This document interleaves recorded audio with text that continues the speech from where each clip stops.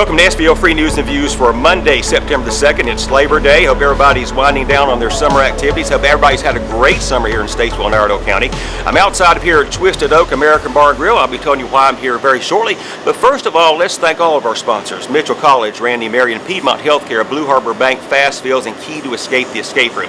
Okay, many of you last year saw the Tom Dooley project, and the author of that, it really comes from a bigger project in Wilkes County called the Tom Dooley, the Wilkes County Legend. The author of that is Karen Reynolds, and Mike Fuhrman wanted to sit down with Karen Reynolds and talk to her about her latest project, which is called the Scarlett O'Hara Complex. So he wanted to introduce that. It's going to be happening September 6th and 7th here at Twisted Oak American Bar and Grill. But before we go to his interview, let's remind everybody, if you haven't done it yet, go to svlfreenews.com to sign up for your email edition, which comes out every morning at 5 a.m. SVL Free News, always local, always free. So let's go to Mike Fuhrman, who is talking with Karen Reynolds, the author of the Scarlett O'Hara Complex. Thanks, Brian. I'm joined today by playwright Karen Reynolds, who has written the Scarlett O'Hara Complex, which will be performed here at Twisted Oak American Bar and Grill on September 6th and 7th. Karen, thanks for joining us. It's nice to be here. Well, I'm very excited to talk to you about this play and the themes that it explores. But first, let's start a little bit about your background. Most people probably know you as the moving force behind Tom Dooley, a Wilkes County legend, which has been adapted here in Statesville the last few summers as the Tom Dooley Project. Now, you wrote that in 2001. Big undertaking, and then immediately after that in 2002 you embarked on the Scarlett O'Hara Complex. Tell us a little bit about the impetus for writing this story, and then we'll move on to a few other questions. Okay. Well, first, Tom Dooley was such a tragedy, and I was exhausted from all the hanging, the murder, the lies, everything that goes with Tom Dooley.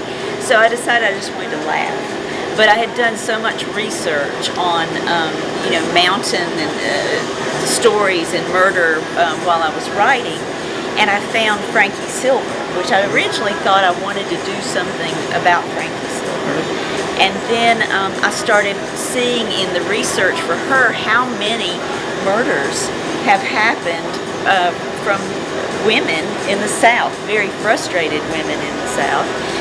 Black widows, most of them are called, Blanche Taylor Moore being probably one of the most infamous or well-known. And there's a long list of them. And I still didn't want anything that was a major tragedy, so I decided that whatever I did, I wanted to laugh. Okay. And so I sat down and I started writing, and in 2006 we did this off-Broadway. We did this locally for a while. We're still doing this occasionally. We still have big crowds, and now here we are at Twisted Oak. So it seems to hit a nerve with small town Southern women. So it's 17 years old, but the themes seem to be constant and universal. It really, if you went to Charlotte, if you went to Atlanta, you're not going to find as many people, as many women that are going to relate to this. But when you get into the small southern rural towns, you're going to find a lot of people that really understand the Scarlett O'Hara Complex. And that's because you feel like women in southern towns experience life and pressures a little differently than other places. We behave a different way. We're very polite. We smile even when we're mad. There's a very gentle, very quiet way that most women in the South handle themselves and speak. And from that, if you do everything that you're supposed to do, if you're a quote good girl, and you do what you're supposed to do, there's a lot of frustration in that, there really is. So there are a lot of pressure cookers walking around. A lot of pressure cookers, and some of those pressure cookers have snapped, and that's why we have a long line of black widows. So in your research, you found articles dating back to the 1880s, yes, where women kill their husbands or significant others. And are you finding that is mostly as a result of pressures in that relationship, pressures externally that act on that relationship, or both? Both. I think there's also this double standard, with men, and so, a lot of them, the good old boys, they've got their good old boys club, and they go playing golf, and they have their friends, and they have their girlfriends, and then they have their wives, and so it doesn't fit. It fits their, what they would like out of life, but it doesn't fit what these Southern Belles have been taught that life should be. So how does this lend itself to a comedy? It seems, I guess it's a dark comedy? It is a dark comedy, but you laugh till instead of crying, you laugh.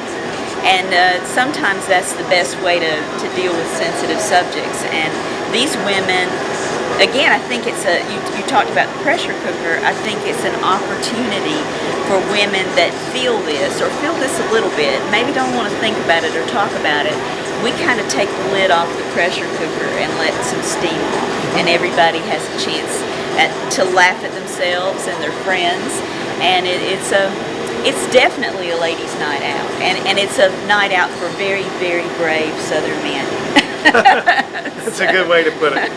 Now, you've tailored the script a little bit to make it a little more relevant maybe to Statesville or Iredell County audience. Tell us a little bit about that. Okay, well, I was lucky enough, I know the author, and she decided that, being me, that we would tailor it to Statesville. So we've just named some of your favorite places, and we talk about having tea at the Sharp House and just little things out in there.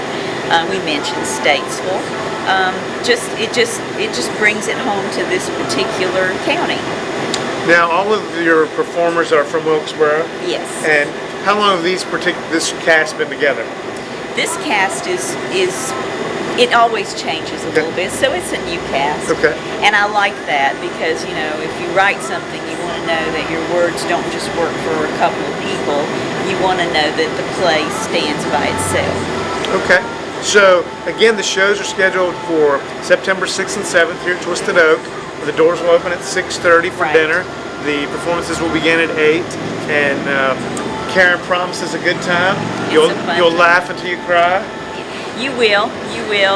That's one thing that we seem to always deal with, is having to hold for the laughs and wait for them to crest a little bit before we start some of the next lines, because people do get into this and have a good time, and I hope a lot of the ladies here in Statesville will just come and laugh with us and at us and at themselves. Thanks for joining us, Karen. Okay. Really appreciate it. All right.